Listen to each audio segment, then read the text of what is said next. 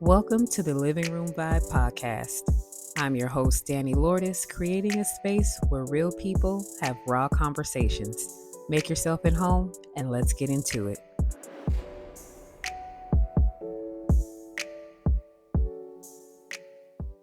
David, my brother from another mother. Man, it has Hey been a girl. minute. It has been a minute. I think Man. the last time I think we spoke, I was trying to figure out if you've actually learned how to survive these Boston winters, or are you still a Florida boy at heart? Oh man, the way these winters are wintering now, it's cold. It's cold. And like what I tell people, because people often ask, well, why did you move from Florida? Florida's so nice. And I'm like, yeah. Okay, I hear you. But like I could hide from the cold. But the way this cold is set up this winter, there's no hiding. Like I'm trying my best to prepare. I don't be out, I'm not outside. Like the winter time is not a time to be outside up here. So I've had to Yep. adjust with that. And the whole living in the snow situation, don't that's a soapbox that I don't want to jump on right now. Well, yeah, we've had snow for I would say twice, but that lasted like 3 or 4 days each time. Yeah. Nothing bigger than 3, 4 inches. But it was enough for me to be like, pause, where am I living? You're like, I could I thought I chose somewhere warm. Maybe, okay, but I will say Georgia does I'm starting to realize Georgia gets all the seasons. I don't know if Yeah, I really seems cared for like that, it's a being from thing. Florida, you know? Yeah. I enjoy having all 4 seasons, but a long, dreary, cold winter, you can keep that. I'm all set. I don't blame you, friend. I don't blame you. Okay, guys, for those joining us in the living room today, I am so excited to introduce to you David, someone that has been part of my chosen family since our Gainesville days. We met through church in the campus ministry where my husband and I were like shepherds, mentors to the campus ministry, but our connection grew far past those Sunday services. And now David is killing it up there in Boston in the cold, cold, cold. But I am so grateful that Mhm. he is here to share his perspective on this week's topic of chosen family versus blood family. Well, So, I let appreciate you having me, friend. yes, I felt like when I thought about this, I was like, oh, I already got my person in mind for sure. Yes. Right. You know my story. Yes. So let's dive in. Okay. So first things first, I want to know what you think the biggest misconception people have about having a chosen family. The biggest misconception would have to be the chosen part, because Mm. I feel like people often think that you don't choose them. Like, you kinda either walk into it, you are just happening along, and like you see these people in these relationships that they've had for so long, and you're like, how did you get that? Like, did you just walk into it? Like, they don't understand the work, the time, the sacrifices, the art of choosing, because you're choosing to be in a fight with someone for so long. So like I feel like people misunderstand the art of the choice piece of that. Mm, mm, mm, mm.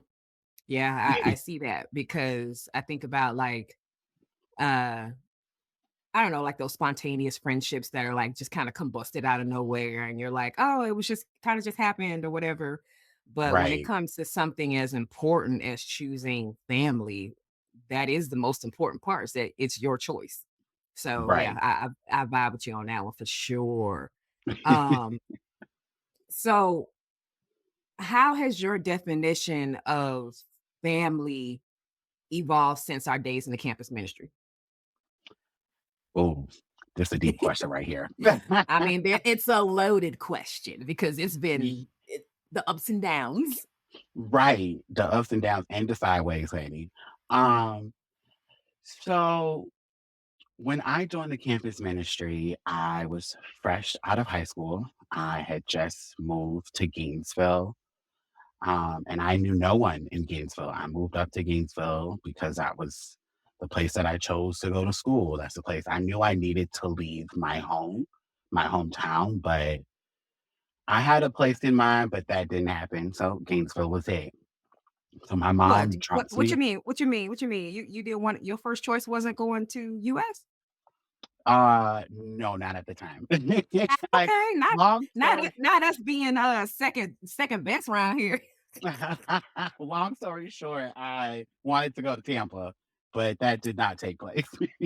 Yeah. Oh, okay. Yeah, that's a story for another time. Okay. But I went to where I was meant to be, I feel like. But, yeah, I moved to Gainesville not knowing anyone. So and I remember like it was yesterday how I ran into one of the, campus ministers there, or he was a Bible talk leader at the time, and she shared his faith with me, and I was like, "I need friends. I don't have any here," and that kinda, like, started my life in the campus ministry. Mm, And through that experience, I learned what family was and then what family was not, because the church, when I joined, made it seem like everybody's your family. mm, But then I was like, how can that be the case? Like, everybody's my brother, everybody's my sister, but we just say hey and keep going, or they'll say, "Hey, how you doing?" And then that's about it.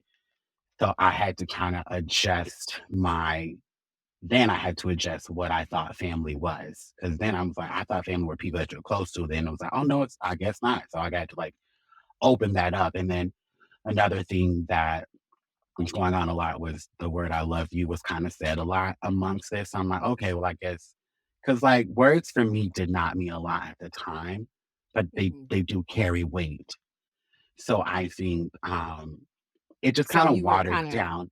yeah, I was like, so you was, like, drinking the Kool-Aid of just, Yes, I love you too." Okay. right. Drinking the Kool-Aid of that, of like everybody being my family, and kind of watered down what family and love was. So Mm. that's what happened, and that's kinda That's what I so learned through interesting. the campus ministry. It was like, "Okay, we just gonna water that down. Okay, cool, cool, cool, cool." Yeah, but that's interesting because I think naturally I feel like people think in the church it would be the opposite, like no, it's not like that's when you know what true family is and what I love you really means and feeling that, but having the experience of it being the opposite, like it just became like, how people say bless you without even thinking.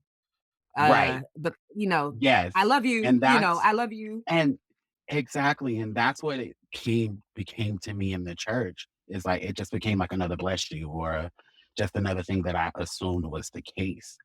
Mhm, 'Cause, like, I mean, growing up for me, like, I it was just me and my mom, a mhm. lot. I'm delving into my family story. I don't know if I should do that now, if I should wait. Oh, baby, do all the things. It's all about you. Go ahead. So, like, before I joined the ministry, like, I was raised in a single parent home. I knew who my father was, but he was absent for most of my life. And I do have an older brother who I'm currently not close to. And I also have an older half sister from my dad. I don't speak with her currently either. But I wasn't really close to my siblings growing up. I kind of made my own friends, and those close friends became my family. And we never really said, I love you a lot. But when we did say it, I knew that there was meaning behind it, or that it meant something. And also with my mom, she took great care of me and did the best that she could to provide the life that she gave me. But she wasn't an emotional person, or she never let me see that side of her. So she said it, when she meant it, but she didn't say it often. So, like, I love you and Mhm, all of that, like, that's not something that I grew up with, which is why I say when I joined the church, all of that was watered down because it was said so much, or it was seen so much. And like, even with the brother and sister relationship, like, there were friends when I left for college who I was not blood related to, but he was my brother. And still to this day, we still call each other that, even though our relationship has kind of like not dwindled, but like we don't talk to each other that often, but mhm. like we're still brothers, even though we don't have the same parents. So I think the church really kind of watered those relationships down for me when I joined. So, what do you feel like was your turning point in understanding that family isn't just about DNA? I realized that in high school, actually, that family was not about DNA. Mm, When okay. I met my best friend. I met my best friend back at home. I met him when I was 13. Um, I was just riding around town. My mom owned a convenience store that was inside of quote unquote what they call the hood. I mean, I'm sure listeners know what the hood is, but my mom was like, the hood store, everybody knew her. Like she had the convenience store, she had the snack cake, she had this, she had that. Anything you could think of that you would like go to the corner store to get, like that's what she was. But it was like a staple in our community, and she was well known in our community. An So I, entrepreneur. yes, that she was. Hats off to her. She did that. Yeah. Um, but because I was not close to my brother kind of lived his own life apart from me. We're 5 years apart. I think that that had a lot to do with it, but I've seen that that does not because I've seen that there are people who have large age gaps but are close to their siblings. But my sibling and I, we just did not get along. We had different ideas on what life should be. And I think the absence of our father affected him differently than it did for me. Because when Mm, I came along, my father had already had 17 toes out the door, but, mm, the 5 years before I was there, like, he was basically an only child, and they doted on him, and they gave him and he had both of them with just him, so he, like, had built that relationship with my father that I did not. So gotcha. I think that kinda also drew a wedge between him and I because I didn't understand or feel the way that he felt. So Mm. he chose to live his own life. So So, we didn't really go ahead.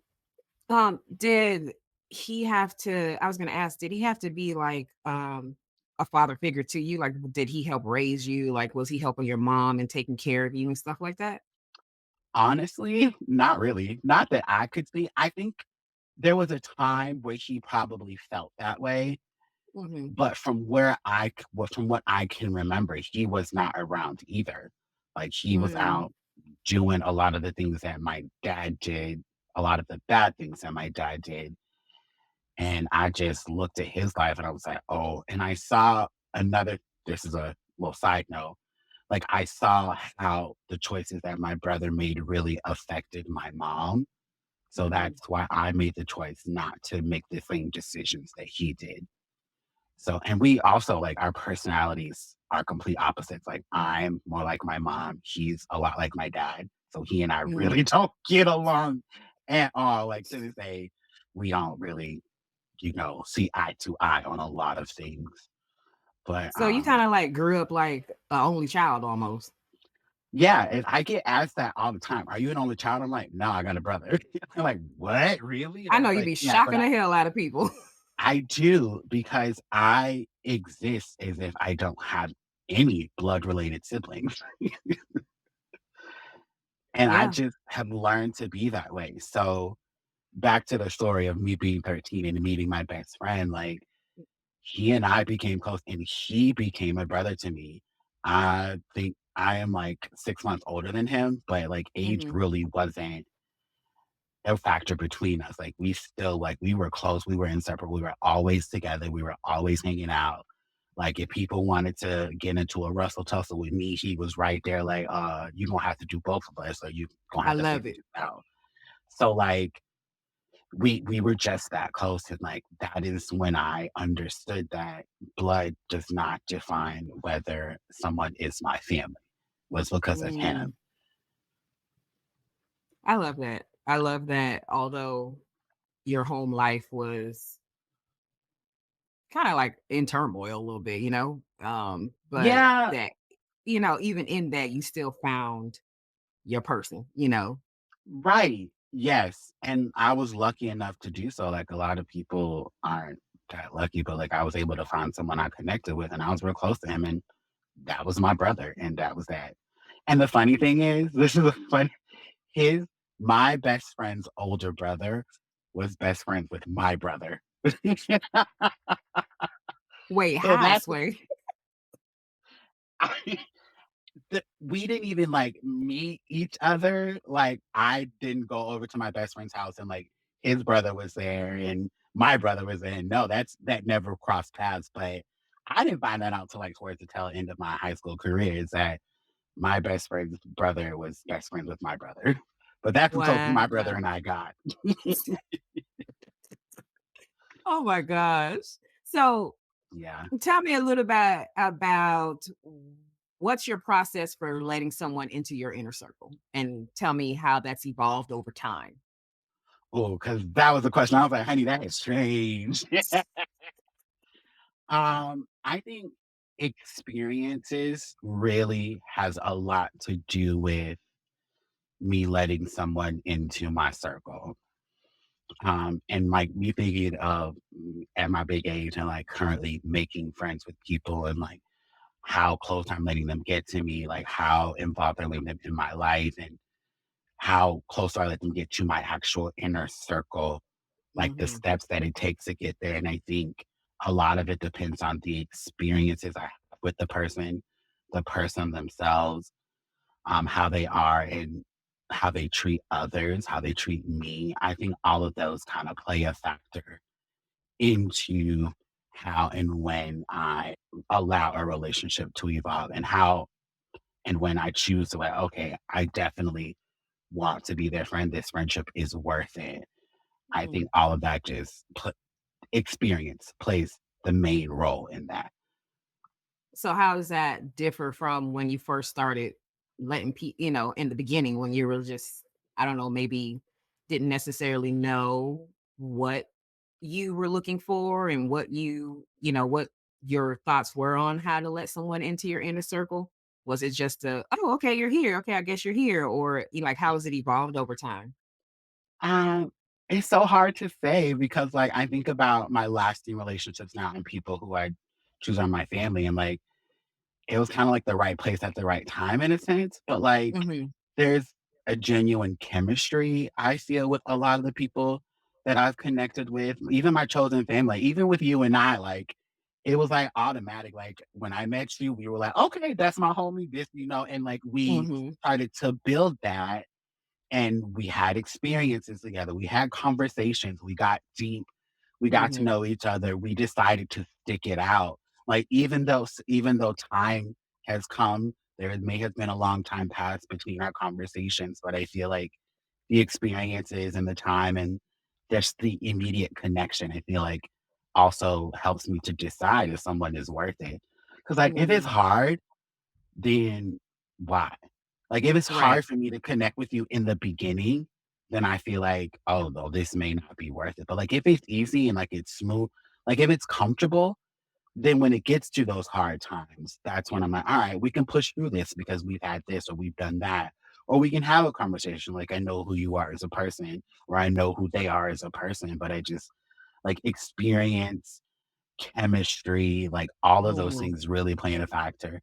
And, like, from before the church to the church to now, like, it has kinda changed, like, meeting my best friend, like, I was going through a time where I didn't have anyone, like, my brother wasn't there and needed a friend, and he was consistent. He was there, we hung out, I would go to his house, I'll hop on my little scoot on around there, hop on my little bicycler, bike on around there, and, like, we were always together, like, we went through a lot, like, we did some stuff that we probably shouldn't have did, but, like, I had those experiences with him and he was there, and he was there at a time that I needed someone. I think the fact that I needed someone also played a role into that. And then fast forward to the church where everybody's like, I meet all these people. Everybody's always in my face and seemingly kind of concerned about my life, but just, oh, you're here, do this, do that kind of situation. So I had to kind of sift through those relationships. And if it was hard, if it was awkward or uncomfortable, the church does tell you to kind of push through. But like at a certain Hmm. point, I was like, some people are just not for me. Like, hey, how you doing? I'm glad that you're here. But like I have my crew over here. And like I was able to pull that out of the church as well. Like Hmm. I remember my longest I don't know if I would say longest relationship, But, like, my most profound relationship right now, remember the day that I met her, I'm about to cry. The day that I met her, this was, like, my 2nd week in Gainesville, and, I was invited out to church, and, I went to church. I actually went home that weekend, talked to my mom about it, and then drove home early on Sunday because church was in the afternoon. Mhm. Oh, my mom was like, "You should go," and I was like, "You know what? Why not?" So I drove back, went to church, and, the person that invited me out just happened to be leading a Bible talk with her, and he introduced me to her, and, like, it was like I had met my friend that I had known forever, like Wow. Yeah. like, immediate connection, and I remember her, drawing me a map to her house because, we didn't have phones that took us places or whatever, what have Right. got out Not a us piece showing of our age. I know, girl, a piece of paper and drew me a map to her house, and I wish I kept that map. I put it in a Bible somewhere, and I don't know where that Bible is, but, like, in that moment, I didn't know at the time that we were gonna be as close as we are, but just that simple gesture, that was it, and I remember going to her I got to her house early that day because I like to be on time, supposedly Mhm. sometimes. Anyway, back then, I had nothing better to do, so I left early, got to her house, we had a conversation, she was cooking at the time for Bible talk, and, like, from that point on, we have been joined at the hip. Um, but, like, that was, the right time at the right place and the Mhm. right chemistry at that time in my life.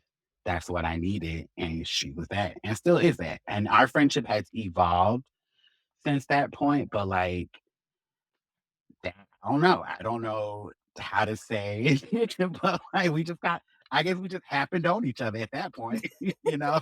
Mhm. So, what would you say are some non-negotiables that you've established when it comes to allowing who you allow in your chosen family?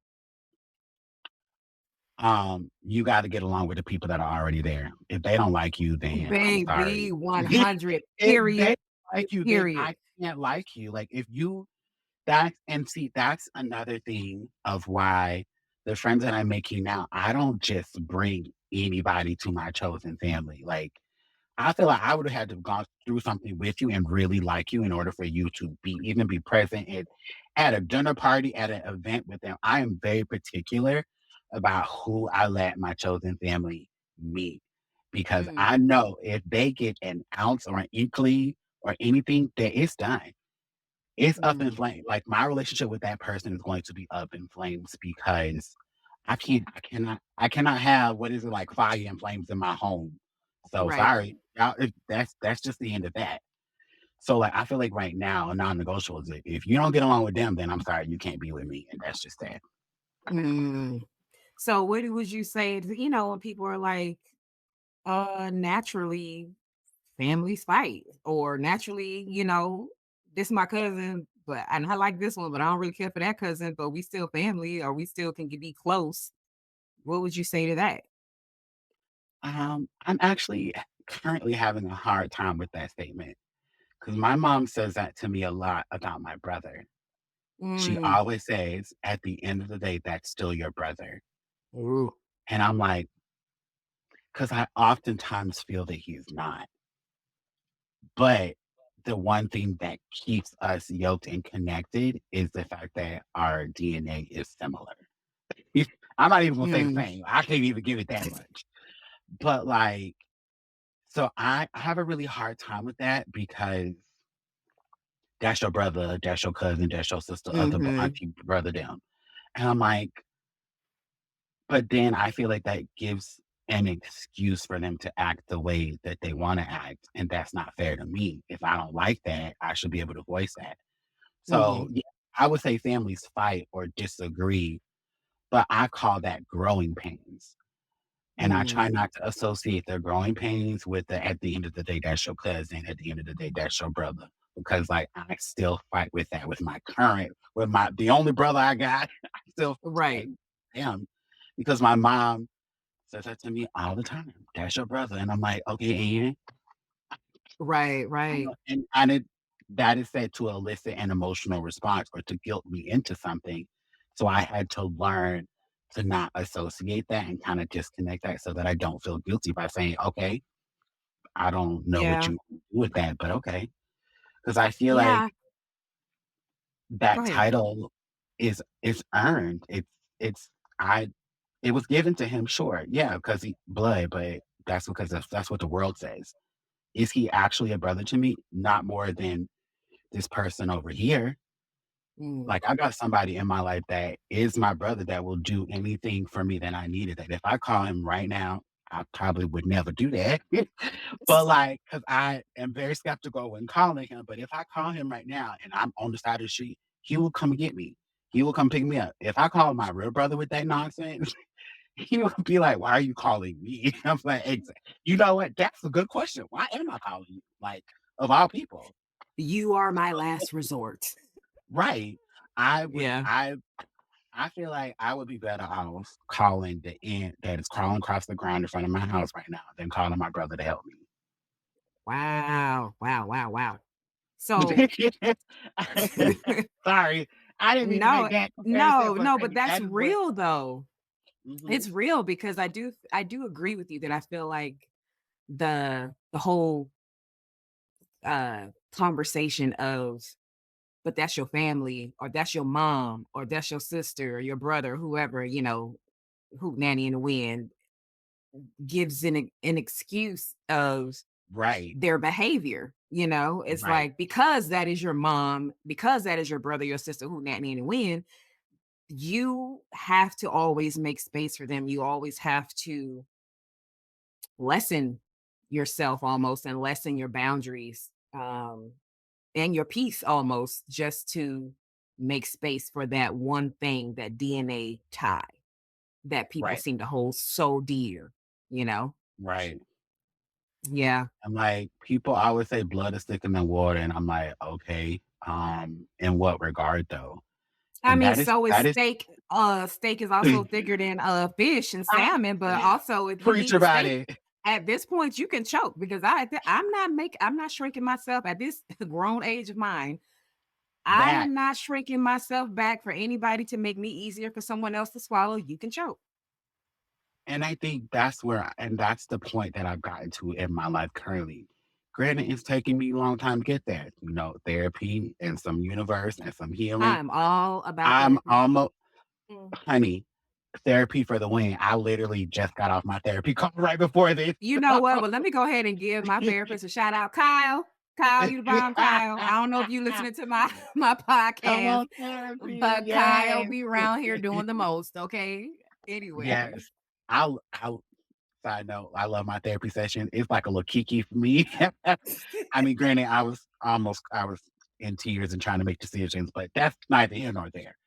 But Mm. like that's the point that I reached in my life where I'm like, um, I've lost my train of thought.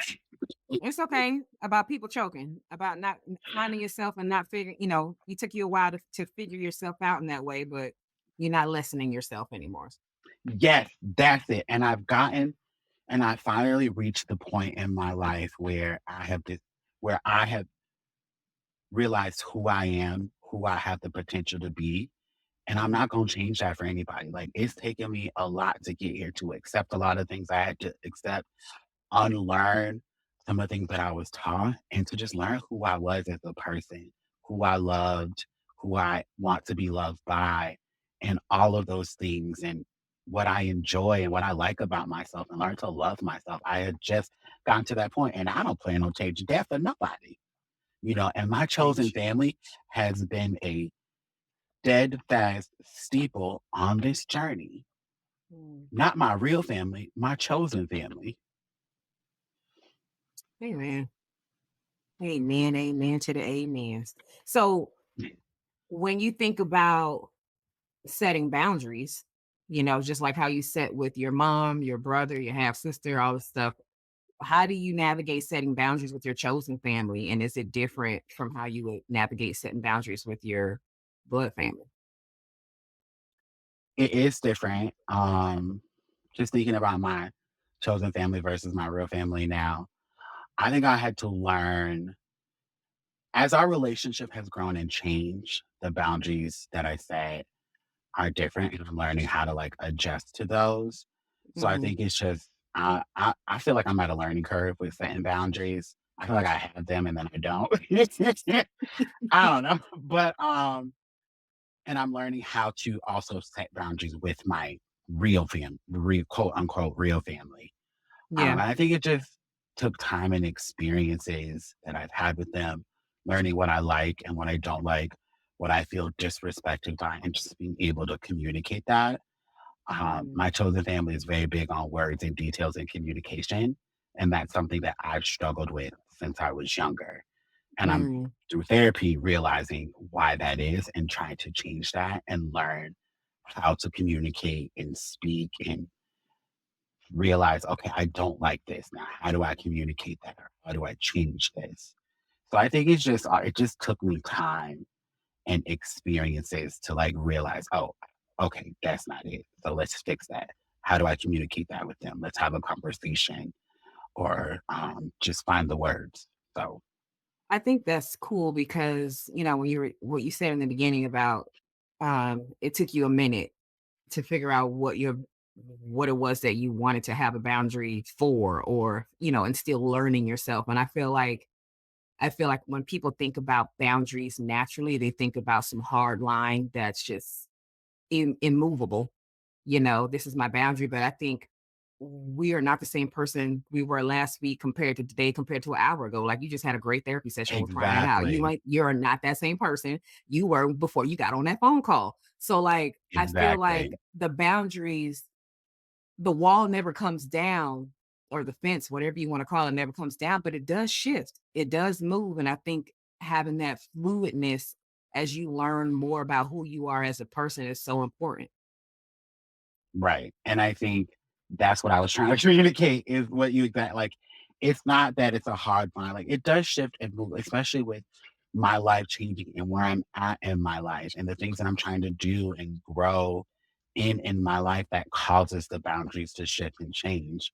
Mhm. So I like the way you put that. You said that so eloquently. Oh, well, thank you. So so speaking on the boundaries and things in that nature, how do you handle conflict and disagreements with your chosen family?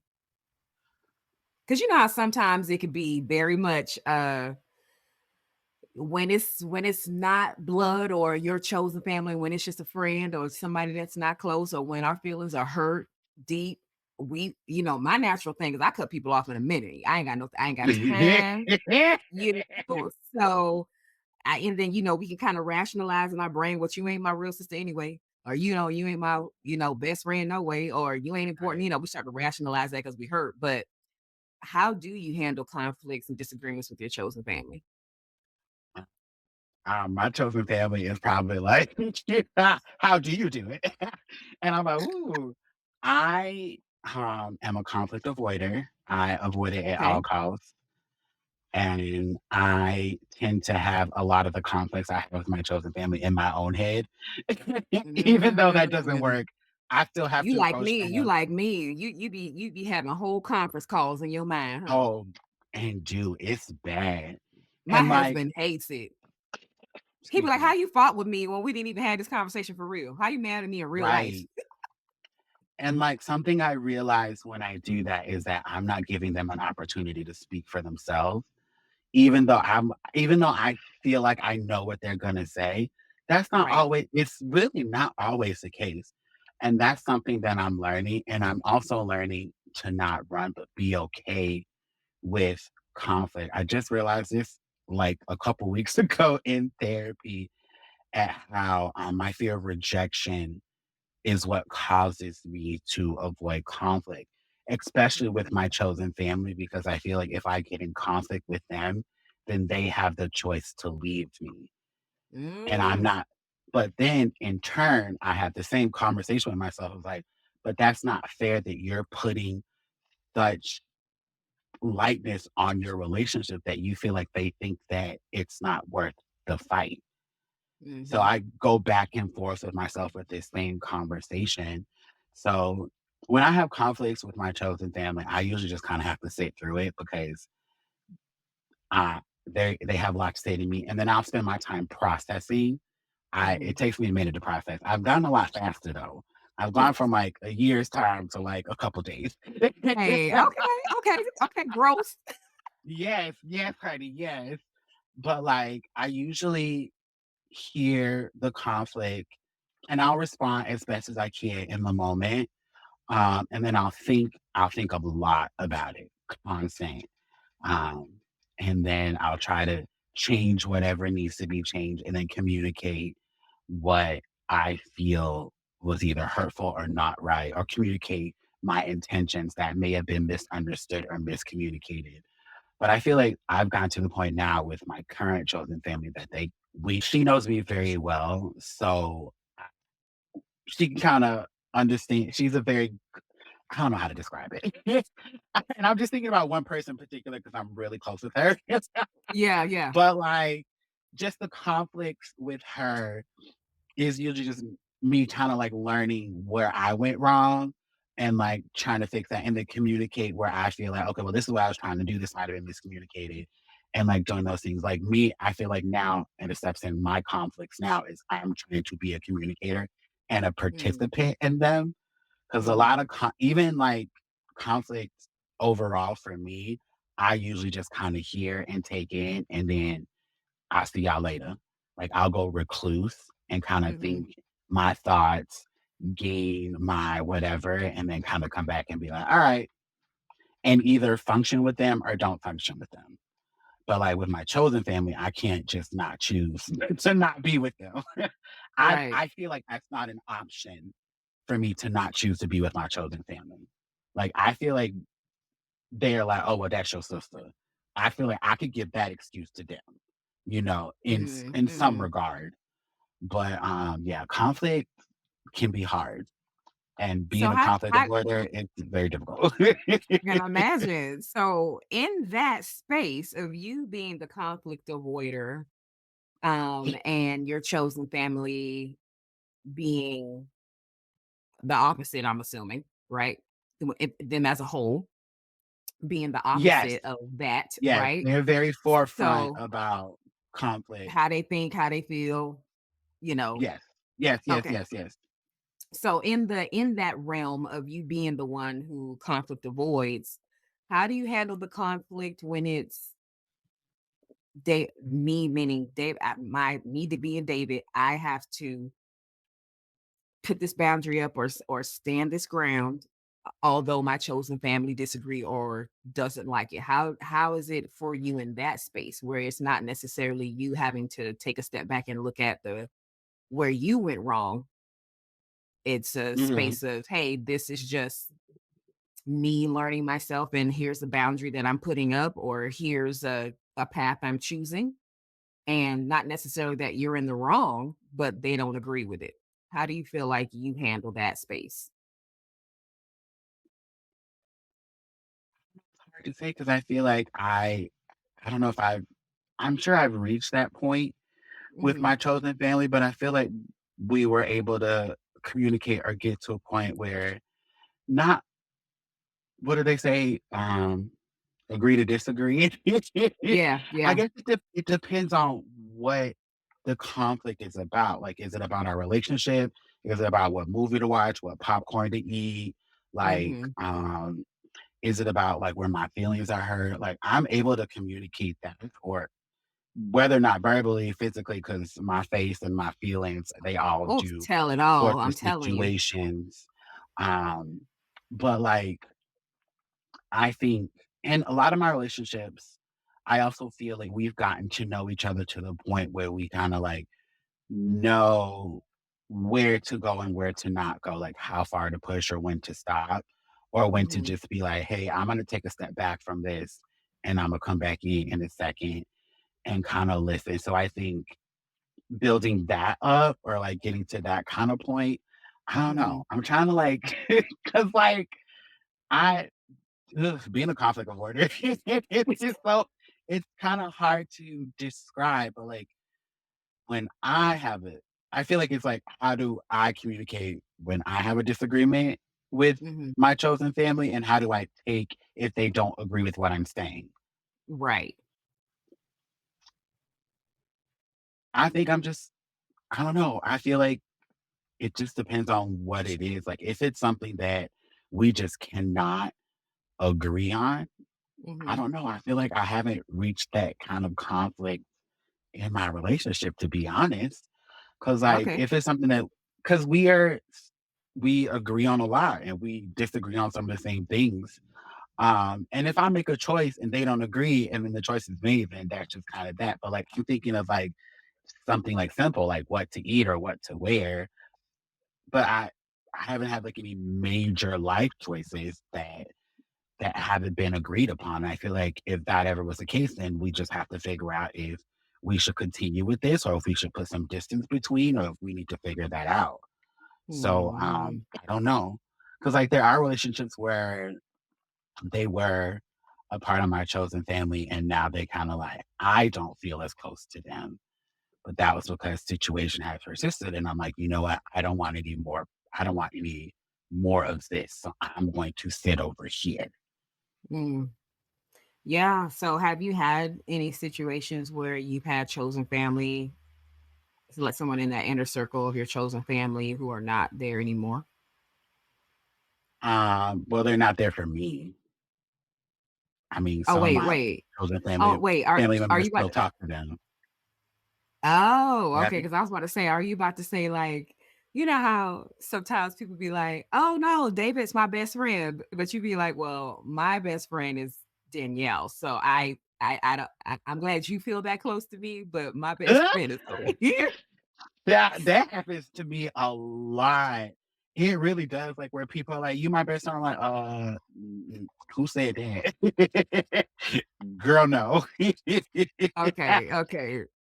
Yeah, so Um, is it like your with the chosen family that's no longer your chosen family where they still feel like, "Oh, yeah, like, that's my best friend, like, that's my chosen family," but you were like, "Nah, not really, peace out, deuces," or vice versa? ooh, it could be that way. I'm Mm, trying to think. Like, I can only think of, like, one specific relationship, but I mean, mhm, I'm not saying that we're not as close as we were. Like, okay, Imma still say hey to you, Imma still support you in certain endeavors of your life, but, like, I don't really talk to you consistently anymore. You did some stuff that I really don't really care for, so Imma just be alright over here on the side, you okay. know? But I don't so know, it's hard to describe. do you feel like this is a situation thinking about this specific person that you're thinking about, do you feel like it's a situation where like when you were saying earlier, like you don't have a choice to not be close to your chosen family, so a conversation needs to be had? Or are No, you it's not like okay that. with it? I don't feel Oh, like that at okay. all. 'Cause it's like now I feel like my chosen family has levels. Cause it's like, you got uh, your mama, sister, father, brother them. And then Mhm. you got your aunties and your uncles. Then you got your sprinkle of cousins. So Yep, I feel yep. like they used to be as close as a brother, but now they like a little cousin, like a little sprinkle cousin over there on the side. Okay. Yeah, I look, That's that's I call that's it you know I that have a I'm like I'm castle. trying to right.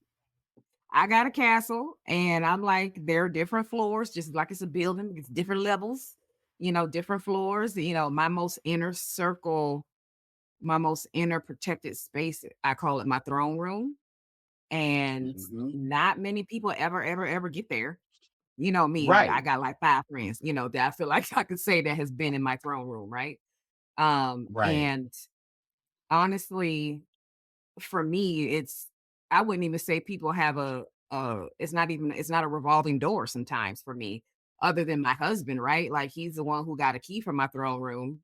But even the ones that I feel like that are my chosen family, it's like I invite you in and then I close then I then your session has expired. And then I put you back in and then your session has expired. I don't have anyone outside of my husband that I feel like is constantly in my throne room all the time. Like, our mutual friend, your BFF, my BFF. Um, and you know, we can go, I don't know, 2 months without talking, and then she'll be like, "What's going on?" And then I'm like, "Bleh." And that's my blood is putting her back in my throne room. But for that 2 months spare time, she wasn't just sitting in there. You know what I mean? So in that sense, not saying I be kicking people out in the sense of like now you ain't got access to me, but it comes in waves and in droves. So although she's not in that throne room at that moment of that 2 months time span where we haven't spoken, she's on, a level or two down, chilling, going to the, food court and, enjoying some meals and things like that, having fun, going shopping.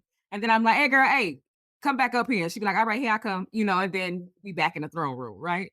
So I understand the levels of chosen family or just your inner Mhm. circle, because Yeah, I'm sure you have more than one best friend, but not all your best friends are on the same level. preach about it. That don't mean I love you any less. It's just that the access is Right. different, right? The access is Mhm, different. mhm. So And speaking of our go ahead. I like the way that you put that, but, I'm gonna let you go to your next question because I feel like I was gonna jump into something, but you're gonna ask the No, go question ahead, in go a way ahead. that No, man, we No. got we got time. We got time. Go ahead. Oh, no, no, it's fine. I'm the train has left, honey. You go ahead and ask your question. Well, I was gonna say, speaking of our mutual BFFs, um, Mhm. what do you feel like has been the most challenging part to maintaining your chosen family's relationship across distance and life changes? Because she just became a mom. Well, because y'all started off when y'all was just little ziggets, just little things in Uh, it was college. just it was just her and I. It was Yeah, just y'all her started and off with I. just the 2 of you, and then it Mhm. became the 3 of you because she got Yep. married, and then now she got a Mhm. baby. So, like, how Yeah. has it been with maintaining the closeness of your, family relationship across all those things, because, sometimes when people be Uh, like, "Oh, now I got a husband, so that moves you down the line," or "Now I got a baby, so everything down the line." Like, how has that changed for y'all? um, it's funny because I introduced her to her husband, but that's neither here nor there. And I told her to go out with her husband, but that's also neither here nor there. Okay, maker. Um, um, it's and I think anytime I think about chosen family, I think about her because we genuinely chose each other and have not let go of each other since. And we have had conflict, we Oh, have I had know. issues, we have had battles and fights and wars, and like, it's it's wow. We have been through some stuff, but I think because we continually chose each other, that's what got us through. And we had to grow with each other, we had to change. Like you said, like, marriage for her and mom now, like, I had to adjust and figure Mhm. out where I fit in with that. Um, and I had to figure that out. Like, she knew where I fit in, I had to figure out what that looked like for me. Right. Um, and it took me time for to catch up, and she had to wait for me to catch up because I was like, "Girl, what? What are you talking about?" And, it's been hard. It's definitely been hard. It's been challenging, but, like, I wouldn't change it. I would choose it all over again. I would choose to take that map all over again and drive right on over to her house early and do it all over again. Like, I would not change any of the experiences I've had with her. But, it was hard. I cannot say that it wasn't, but it has been the one of the most, if not the most beneficial chosen family relationships I have ever had in my life. Like, it was I would say that's the best decision I made. Ah, come I would on. say That's what I'm talking about. it's one of the best decisions I made going to her house that day. Driving, taking following that map to her house that day, one of the best decisions. And I wouldn't change it. I wouldn't change it because she has been ride or die, like full, flat, raggedy tires. She has been down for me like that. So I don't know. Um, Hard, but worth it. Definitely Yeah. worth it. If you find someone like that that's willing to stick it out with you, push you, you push them. You are there for them when they need you, and vice versa. Like, when I had surgery, she wiped my nose when it was bleeding out because I had nasal surgery, and she came to surgery with me. Like a few days or a week after she had said, she came to mine with me because I had no one to go with me. Like, Mhm. just that support. Like, when things happen to her, something happened to her, and I slept on her floor in front of the couch where she was because that's what I didn't talk. I didn't say nothing. I just came and was just there if she needed me to do anything because what had happened was such a heartbreak that I knew she needed that support. So Right. I think just having like once you find something like that, like it's worth it. Like the changes of the growing pains, as I call them, they have been Mhm. real. Okay. But worth it, and I wouldn't change it for the world. I'd do it all over again. And, like, now that Mhm. she has a baby, my baby, which is her baby, but it's my baby because that's my baby, Mhm. I love her Mhm. to pieces, like and I'm the baby's uncle. Yeah. So, I mean, I'm technically the baby's godfather, but, like, the baby calls Okay. me uncle, Yeah. and, like, that's just what was established, so I think, I can't believe she's talking now. I'm so annoyed by that. man, Walkie, that could Like, she's speeding sit what she down doing. somewhere. She Like, sit is down. speeding. She is speeding, but I love her. She says, like, when I go see her every Sunday, and I just sit on the floor with her, and she be crawling around, getting into everything. I make sure she, don't get in nothing bad or don't do nothing that she's not Mhm. supposed to be doing. But like, it's so funny. She is such a vibrant personality. I love that. That's my Mhm. baby. That is my baby. Oh, man. Yeah, I love her. I love her so much. I ain't gonna lie, I'm a little jealous that you get to see her on the regular. I gotta wait for videos and pictures. Um, so how has your chosen family helped you grow or heal in ways that might surprise people or even surprise you? Ooh, wow, that's a deep one. Grow. My chosen family elects to have hard conversations with me when they know that I need to hear, when they know that I may not be in a space to hear them or not quite ready to hear them. Like Mhm.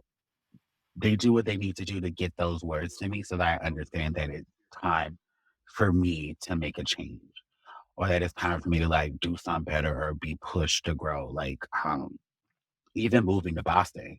Like, Mm. I knew that I wanted to leave Florida, but I had no idea. I had tried and left and came back to Gainesville. But like when it was time, like it was time. And they pushed me to do that. And they gave me an avenue to do that. And I was able to leave with them to come up here. Like just giving me those opportunities, having those hard conversations with me, listening when I needed someone to listen to me, and just because I tend to talk in circles. Um, so, but they able to follow. I tell people all the time, we cannot be friends if you can't have a conversation with me knowing we gonna take 5 different highways and low bays and like all the ways and rivers and boats and airplanes before we get to the one point that we started off with. Exactly, and like that's how I talk. That's how my person talks, like, we talk, so but we can understand each other, like, we speak the same language, and that's hard to find in people. It's hard to find someone that speaks the same language as you, that understands you, seeks to understand who you are as a person, who you are, past the outside and what everybody else sees. Like, learn Mhm. who you are under the crusty and the dusty. Like, Mhm. that's the kind of relationship I have with my person. That's the kind of relationship I have with my chosen family. Like, they know who I am as a person and vice versa. So we're able to kind of, you know, understand what the other person is saying. Mm.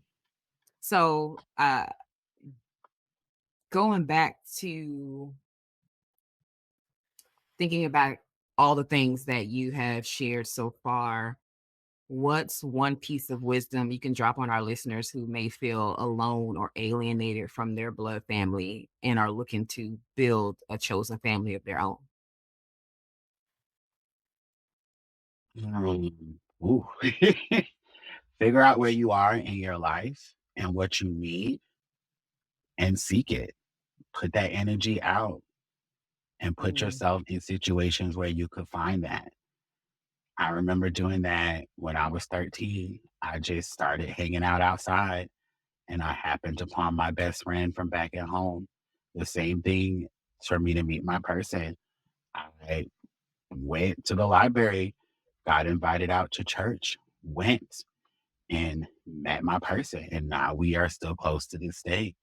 And like even now, like being in Boston, being in a new city, like being here for mhm, 5 years, just kind of putting myself out there, meeting people like, hey, how you doing? Nice to see you. Oh, you look nice. Like just putting myself out there, like showing my personality while also like figuring out who I am as a person, learning what I need, what's beneficial for me, just thinking about the relationships that I've had, where I want to be in my life, like just kind of like surrounding myself around those people. And like if people stick it out with you, then okay, like think deeply into that, like get deeper with them. Like, is it worth it? And just ask yourself those questions. Like examine your mm, relationships, examine what you want, and just ask yourself those questions. Constant feedback, constant reflection. mm. They teach me that. So basically, y'all, what David is saying is be in these streets and closed mouths don't get fed. Okay, so you That's it, girl. you are out here trying to find your chosen family. You gotta one, put yourself out there, and that means going to places, making yourself uncomfortable a little bit, and at the same time, being willing to be vulnerable to say, hey, I want to get to know you. I want to be your friend, right? Because sometimes it be awkward in the beginning. Not all the time is spontaneous combustion. When you find that, that's rare, right? And I honestly, I feel like my 5 fingers, my little fist that I got, they all spontaneous combustion. So if you find that, more power to you. But for the ones that don't start off that way, sometimes you just gotta open your mouth and say, "Hey, I want to be your friend. I want to get to know you Yeah. and see where it goes from there." Hmm. And it's Yeah. just that simple. It is just that simple. Mm. David, I cannot thank you enough for opening up and sharing your journey with us. You've given us so much to think about when it comes to building and nurturing your chosen family.